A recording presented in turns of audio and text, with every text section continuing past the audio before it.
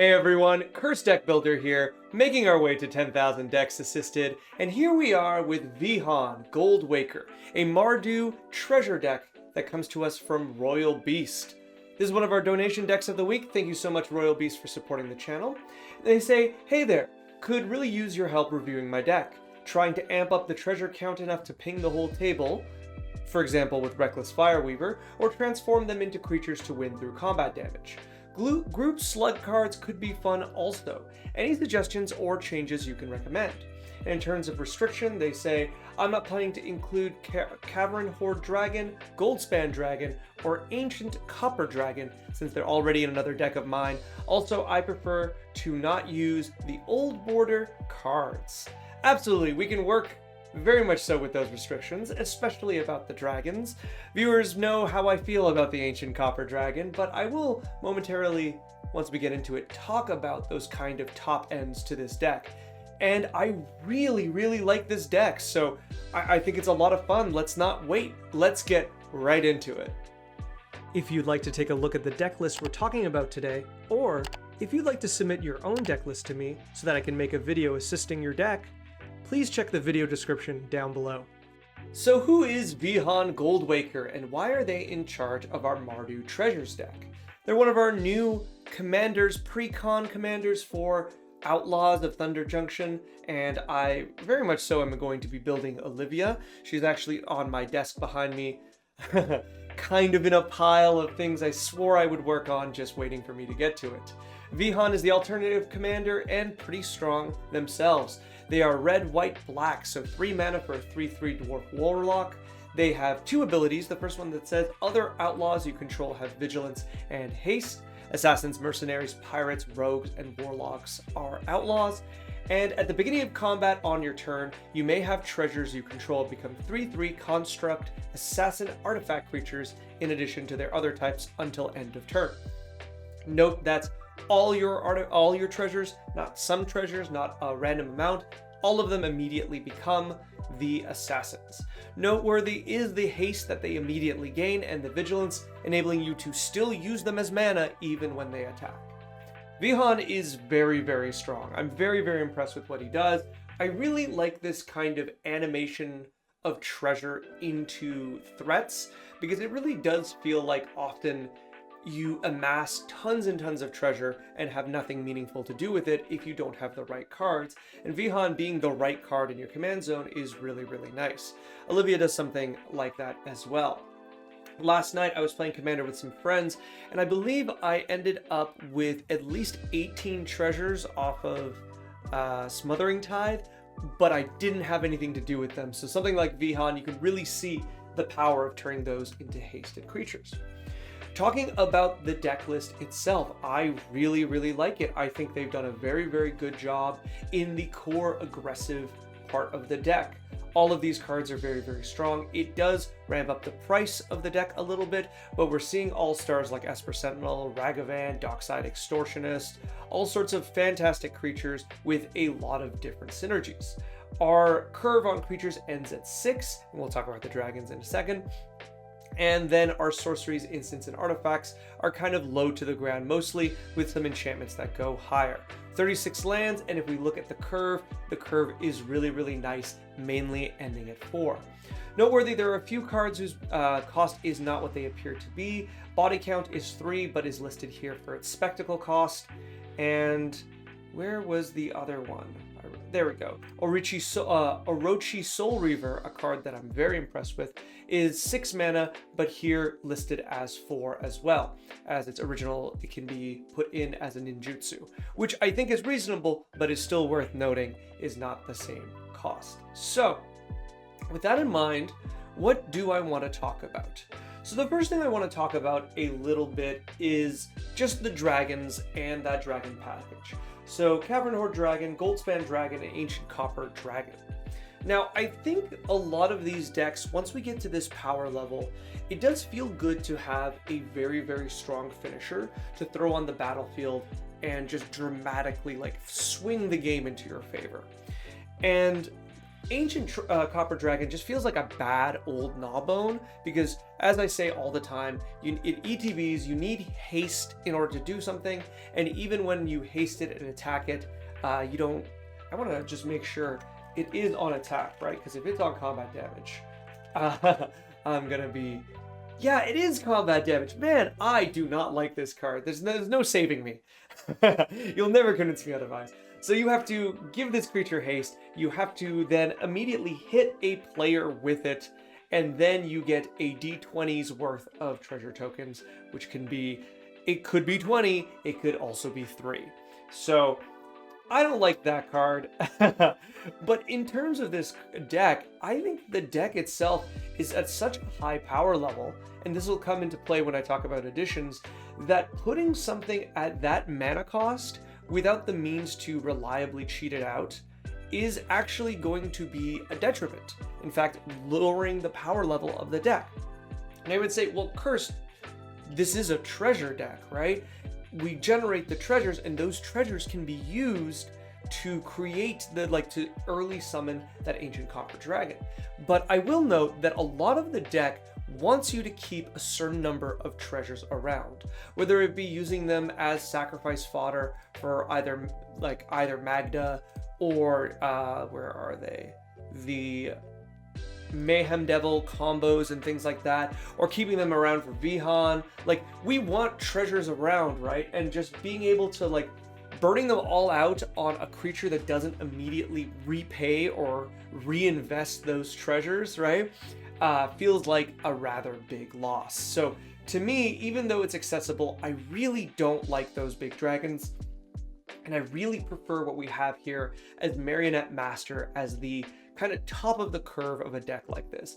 This is a card I really, really enjoy. It's very, very strong, and I think it is a perfect win condition for the deck once you hit 6 mana. I want to look at a few cards here and there that I just feel like aren't holding up their level of strength the rest of the deck, and then I want to talk about the idea. Actually, let's go into that in a second, but I want to say that Royal Beast is asking, trying to amp up the treasure count. And I think there's one thing I am putting in additions to amp it up, but generally I think you are generating enough treasures. I think that's not the problem. There's not really a problem with the deck. I don't think that's going to make a big difference though, right? We're at the point that we are playing, and these are the cards I want to talk about. Cards like Treasure Dredger, which is 1 pay a tap, pay a life, create a treasure token, and Wily Goblin, which is ETB, create a treasure token, as our treasure creation, engines, or one-off with Wily Goblin, a one-off treasure creation. And if that's where we're at, I don't think that's really a good sign. We have so many better mana generation or treasure generation here. Why are we using these cards instead at this point? One that I think is actually missing, that I didn't put into my additions, is the Descend Treasure Token. Creature enterprising scallywag, who is notably a pirate for outlaws, and end step, if you descended, create a treasure token. I think that's much stronger. But these ones here, Treasure Dredger, Wily Goblin, we can do a lot better. This is not exactly where we want to be. At least the Zentarum Bandit allows you to do it on every attack, even though that it's likely not to survive if everyone has blockers. Still, you have the chance of getting at least 2 treasure tokens, whereas Wily Goblin only 1. And the Treasure Dredger, turn by turn, you're paying 1 mana to eventually get, a treasure next turn. You're just upping the count very slowly. I don't like it. Collector's Vault is proof that you can do this much better. Moving a bit further down, I think I always want to take a moment to say, talk about Mahadi. This is just a creature that I just find to be not very good. I think this card is very, very good when you have a lot of treasure and you have a Mayhem Devil and you're basically trading treasures for 1/1s on your, or X1s on your opponent's fields to get those treasures back at the end of the turn. Excuse me.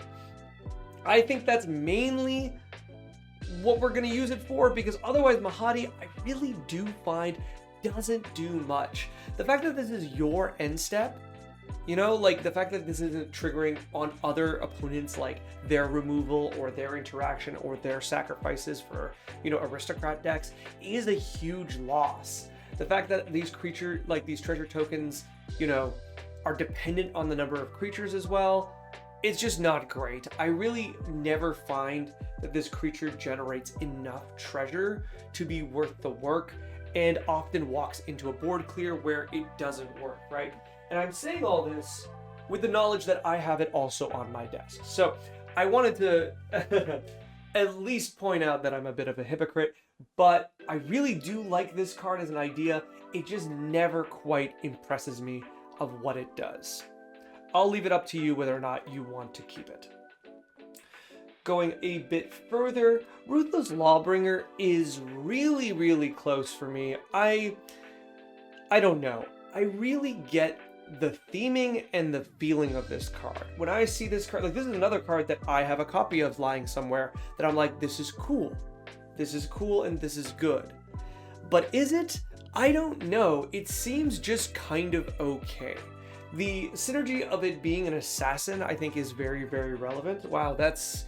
sun went behind some clouds pretty dramatically. I'm going to be a little dark for a while.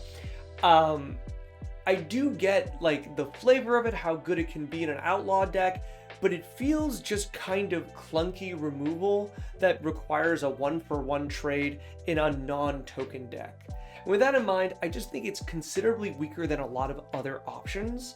If this was Exile, perhaps I'd be a little easier on it. And if it could blow up lands, obviously it wouldn't. I would also be easier on it. As what it is right now, I think it's too clunky for the power level of the current deck, because the current deck has a very, very high power level. This as well, Stormclaw Rager at 1 mana at sorcery speed. Once again, not really where I want to be for card draw or +1/+1 counter or sack. But the thing is, the sack of the sacrifice outlet is really, really bad here because treasure tokens sacrifice themselves, right? We don't need a sack outlet traditionally for treasure tokens. There are situations that we do, don't get me wrong, but this being, you know, the only upside being that you draw a card and this grows, it's not really ideal. The fact you can't respond to like Vandal Blast with this is also bad. So once again, like a decent card, but just in comparison to the rest of the power level of the deck, not that great. Something to note is, and though I didn't put this in my additions, something to note is that on your turns, for basically half your turn, your treasures are creatures. So using things that sacrifice creatures primarily is almost just as effective. Using something as simple as, you know, Viscera Seer or Ashnod's Altar. The Ashnod's Altar doesn't make as much sense because you already get mana from treasures, but it's worth noting that these cards will sacrifice your treasure tokens much better than something like this red-black creature, which the Stormclaw Rager, which I think is just okay. Going into the end of our curve, I'm just going to be a little more picky once again on the power level of these cards.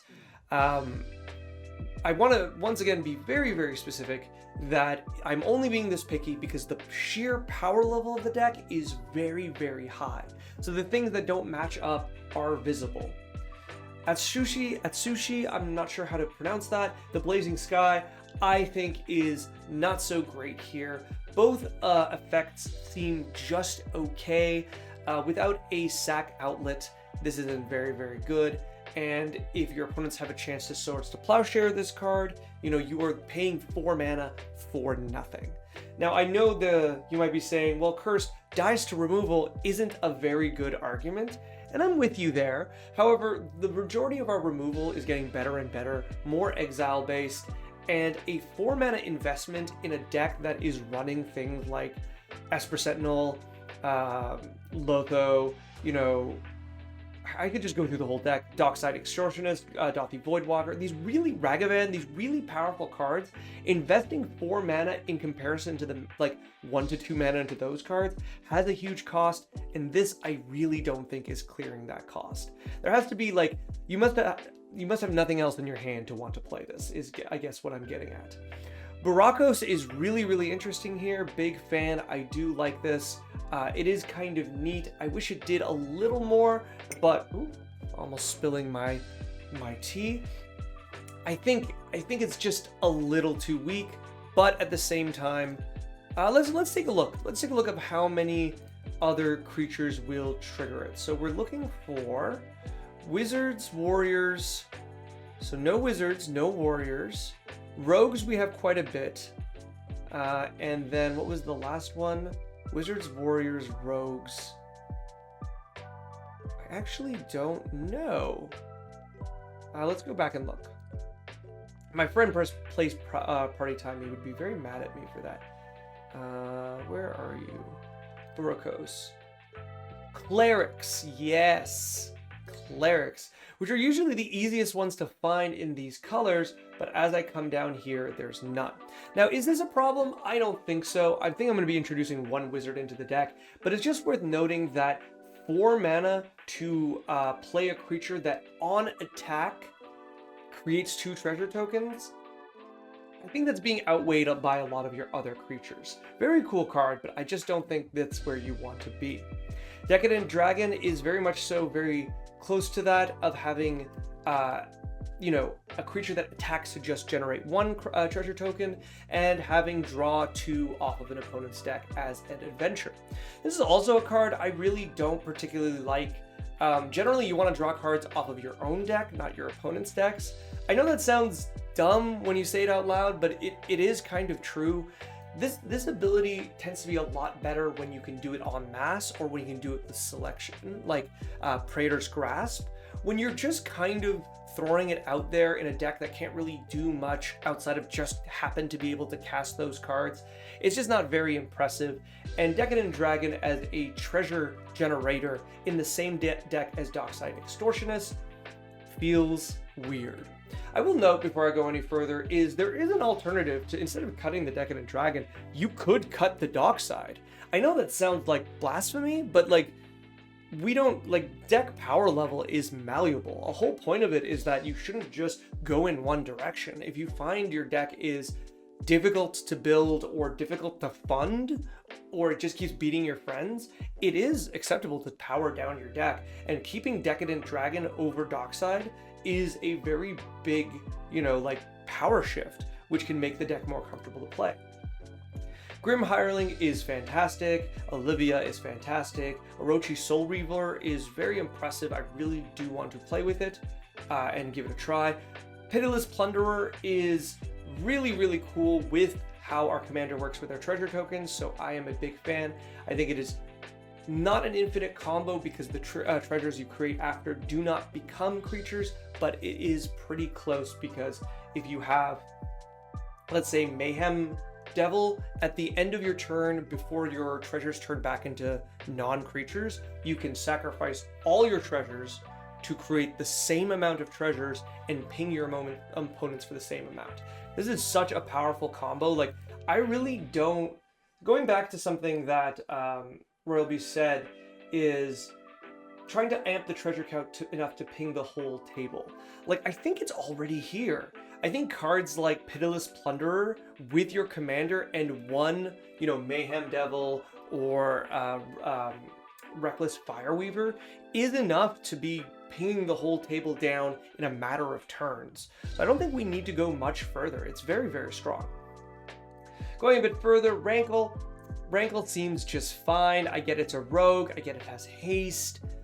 We don't need it to have haste because our commander gives it haste. This ability is just fine. I don't really see it here as strong as everything else, but it's inoffensive enough that I'm fine with it. Species Specialist, on the other hand, I really, really like. This is a warrior. How come I couldn't see it there? Let's go back to subtype. Vampire. Warrior. Oh, they're here. Oh, I'm going to content creator jail for not seeing this. But yes, so we do have some warriors. Even though I asked to cut one of them out, that does make our Burakos a little better. But I really like Species Specialist. Obviously, Assassin is very much so the correct choice. You play this, you say Assassin, you go to combat. Actually, I'd do it the other way. I would go to combat, make them all into Assassins, cast Species Specialist, and if that resolves, sacrifice as many treasures as I want to draw cards, which I think is very, very, very good. I'm sorry, I'm reading this flavor for the first time. I get that Snapdax is not just a cat, but it does sound like that this person just kills cats because they like dogs more. That's some weird flavor. Looking at our last two, Illustrious Wanderglyph, I think it's also just a little clunky. It's cute because it's almost guaranteed to give +2/+2 across the board and generates a 1/1 every token, every upkeep. I wish we could do something with its gnome status, but we really can't. I think this is just a fine creature. I guess it's not bad to ramp into, so I'll say this is good enough to play. I wish there was a little more creature sacrifice synergy, but the fact that these are artifacts, yeah, you know what? I'm convinced. They are artifact creatures, they're good enough. And Marionette Master being fantastic. All right, coming very, very quickly through the instant sorceries and so forth. Instance, body count feels just very win more. You need a lot of things. Once again, this works a little bit like Species Specialist, but is not the same. I think it's very notable it's not the same because body count needs to resolve. Whether it's 1 mana or 3, it is a card that you do not immediately get the you don't get the immediate benefit. Species Specialist, at least as you sacrifice those tokens, you know you're drawing those cards. Body count has to resolve. And I don't know to what degree I like that as a card draw. It is also like, I don't know, I think the floor on this is rather bad and the ceiling is very win more. So I'm not particularly impressed. Any version of this kind of ability, whether it work with our commander or not, I tend to see as rather weak or rather unideal because it's clunky to say the least. Dead Before Sunrise, likewise, feels a bit weird. I get why this is in here. Don't get me wrong. You attack, you go to combat with your commander out, all of your treasures become 3/3s, you attack with them, and then you tap them all down to destroy all blockers, or after combat, you turn all your opponent's creatures into dead piles. I don't know why I worded that way, but you destroy all your opponent's creatures that you can. I get that, but this is very win more. Not only do you need your commander, you need a bunch of treasures, you need to pay 4 mana, and you need to have, your opponents need to have a board that is relevant, because this is otherwise just a very bad overrun effect. As if you don't have things you want to kill, it gives the +1/+0 as the only thing, right? This is also notable that this says instant, but the only time your treasures are artifacts is after your combat phase. So it's not really instant, it's like instant during a certain half of your turn. You might say curse, but there's so many creatures here that we can use for the same ability.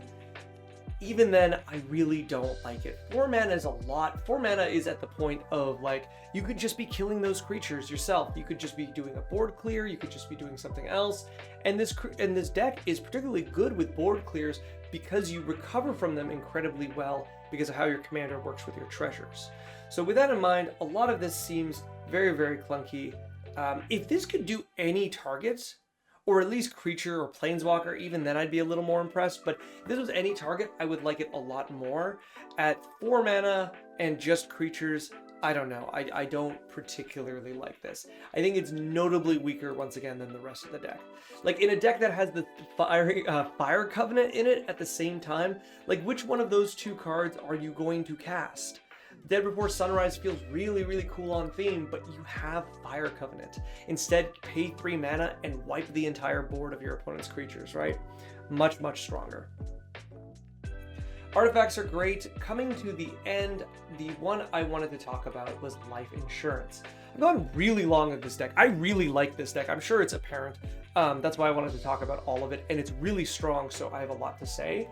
Life Insurance just feels a little weak. It's 5 mana, you need the treasures, you need creatures to die, you need the life to pay for it, and then you need to start extorting. I think I would just much rather a 5 mana, like, I don't know, Painful Quandary, anything that immediately has an effect would be a lot stronger than this card, I find. All right, with that in mind, let's go into additions. And in my additions, very little of it's gonna have to do with treasure and more things that help the deck as a whole. Because actually, let's go back for a second. There was one card I actually wanted to talk about. I almost got too far ahead. Descend into Avernus. This is controversial. I think you should take it out. And the reason I think you should take it out is, okay, it's somewhat sound. The reason it's only somewhat sound is because I'm making an assumption. And the assumption is, are your opponent's decks as strong as yours? If your opponent's decks are as strong as yours, you cannot play this card. If your deck is much stronger than your opponent's, well, they're not going to have a good time, but Descent into Avernus is fine. However, if you are playing opponents that have this power level of cards, which means I'm expecting them to be playing Rhystic Study, Mystic Remora, I'm expecting them to have their own treasure generation with Smothering Tide, to have their Necroponences, to have, what is the... I can't remember, but the green makes mana off of islands. Anyways, whatever it is, I'm expecting your opponents to have tons and tons of incredibly powerful cards. And so, ramping all of them in mana in exchange for a little bit of damage is going to get you knocked out of the game. If they are at the same power level at you, this is a trap. Very much so. So I'll leave this up to you to decide, but I feel very strongly about this. If you resolve this and your opponents are like, and they say, oh no, you need to power this deck down. Because if I brought a deck of equal level of how I see this deck and you resolved Descend into Avernus, I am psyched. Because all of a sudden I am going to be able to get very far ahead, and your other two opponents are also going to get far ahead, and I'm going to make deals with them to focus fire on you as we are being damaged by this spell while making the most out of the treasure and trying to go off myself to win. So that's my take on that. All right, let's start with the treasure cards I want to add. Ruthless Technomancer is a card that I never ever am disappointed to cast. The treasure aspect of this is really nice on the upfront, kind of gaining a bunch of treasure, but the main reason I think it's very, very good, notably this turns one of your 3/3 treasure assassins into 3 treasures, which is nice, but notably what I think is really good in this deck is actually the second power, which I find is underused a lot. For 2 and a black, sacrifice X artifacts, return target creature with power X or less from your graveyard to the battlefield.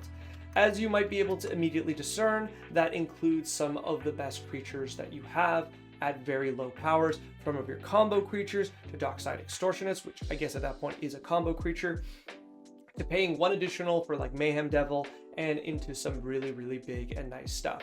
You have very, very few high power creatures, and so this is just really, really good. Imagine getting Marionette Master as a 1/3 for 1 treasure, and then putting the 3+1/+1 counters on it. Very, very strong. I think a very easy inclusion. Zorn is a card that I say this a lot. I don't like doublers, but I like the first one. And this isn't technically a doubler. It is a additionally +1. But most of the cards in your deck, outside of the ones that are very, very strong, will generate treasure 1 at a time. And so with that in mind, Zorn I think is really, really good. I think immediately playing Zorn and doing things to generate 1 or 2 treasures a turn will make quite a big kind of like flip, getting you ahead incredibly fast. And Zorn attracts hate, and that's pretty good for you because Zorn is much weaker than the rest of your deck in terms of solo power, and yet people will waste their removal on it, whereas something like a board clear is much more appropriate at that point. Crime Novelist is a card that doesn't generate treasures, but I think very notably interacts with treasures, and basically doubles the mana value of the treasures, like the output of the treasures, as long as one of the colors you needed was red at one point, red or colorless or otherwise. So for 3 mana, double your treasure's mana generation, I think is pretty good. If you look at this as more of a, generate +1/+1 counters, you're going to be disappointed, but not to say that that's bad. I just think it's noteworthy that the real power comes from the +1/+1 counters. The mana. I went ahead of myself because the +1/+1 counters actually come in here. Tarion Soul Cleaver. Now, I just said that the +1/+1 counters are the weaker part of Novelist, but they're still pretty strong. The opportunity cost of Tarion Soul Cleaver is very, very low, and this card works very well with a few of your creatures where it matters their ability to get in, their power might matter for Esper Sentinel or Marionette Master. Otherwise, this is a card that your creature will grow just incidentally to the game happening incredibly fast, and being able to kind of like eventually burn your treasures to grow one creature very big and then move the Soul Cleaver is really, really good. It works on an opposite axis to how your deck tends to use the treasures to kind of generate a wide board, whereas this card creates a tall board, which I think is very, very good. And having both is nice variety. All right, herein we're going to talk very briefly, because we're coming near the end, about some cards here that I think are just cards that need to be run at this power level. I am talking about removal, and I'm talking about card draw, both of which I think you're running a little weaker than I would like you to be. You have great hits such as Fire Covenant, but you also have Anguished Unmaking before you have something like Swords to Plowshares. And I think that is a big loss. I think the first card you should be putting in here is Swords to Plowshares for sure. It is just an insanely powerful card, and it is a very, very relevant card at this power level. You need to be able to stop cards from just doing their thing, and this at 1 mana trades very well with like a 5/6 mana commander or other creatures. One that's really neat here is Dispatch. As long as you have 3 treasures, it is a Swords to Plowshares without the life gain, and occasionally tapping down a creature will be relevant, but I don't think it'll happen a lot. This deck is very, very good at creating treasure tokens, and so I don't think you need to work too hard to get that exile. Lightning Bolt.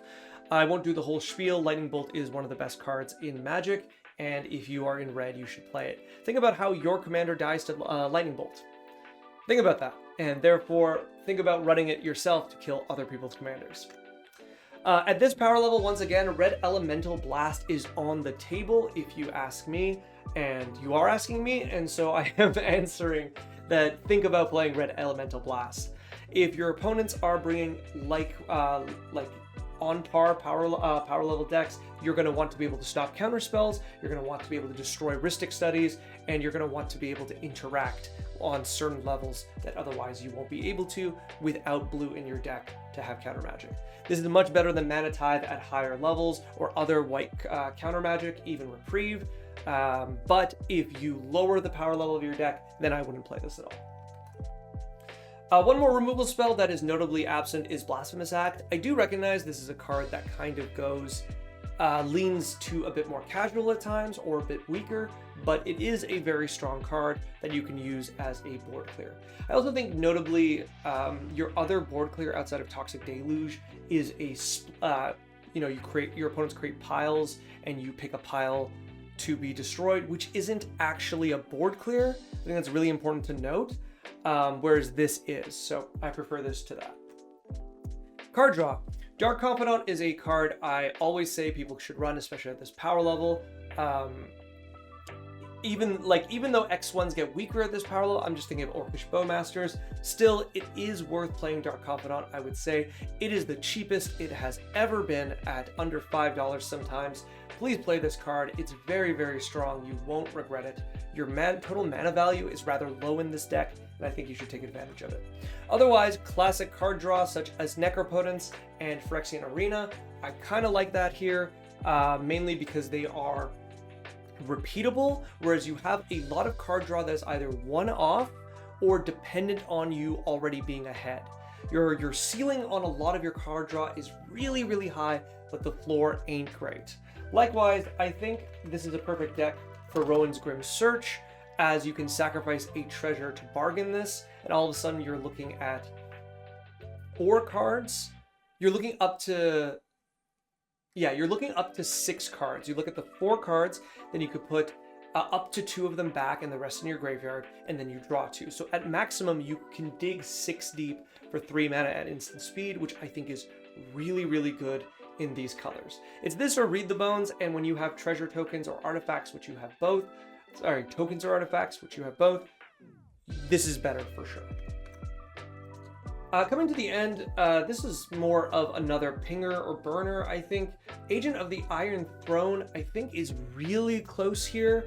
It very, very notably, because I'd had here before, what was it? The one mana guy from Mirrodin, where whenever an artifact goes to your graveyard, one opponent takes a damage. Agent of the Iron Throne is the only one that says artifact and each opponent. And therefore, I really like it. Obviously, this is creature 2, which is very, very strong. And it combos with your deck in a number of ways. But I just think like 3 mana is a lot to ask. Having your commander out is a lot to ask. But I think the power level of this outweighs its kind of clunkiness. So I think I would run it. I'm not 100% sure, and I wanted to suggest it. Finally, just for me, just a suggestion for me, just for me, is Queen Marchesa, one of my favorite cards in Magic, one of my favorite commanders, and outlaw. Absolutely run this card, if nothing else, than to make me happy. And that's it. We are at the end. Thank you so much, Royal Beast, for supporting the channel and setting this deck. This deck is really, really, really cool. I am very much so impressed by it, and I think it's going to do really well. I hope the suggestions I have suggested are helpful. I think you're very close to having the deck complete before we start talking about things like tutors and looking at what power level you would like this deck to land on. So thanks so much, good luck, and happy deck building. Thank you so much for watching. This video is brought to you by viewers like you and people on my Patreon. If you'd like to send me another draft of this deck, or any deck, there is a link in the video description down below. And if you'd like to make your deck one of my donation decks I work on, there's a link there too. Finally, if you'd like to like, comment, subscribe, I would be very appreciative. It helps the channel quite a bit. Thank you and good luck in brewing and building.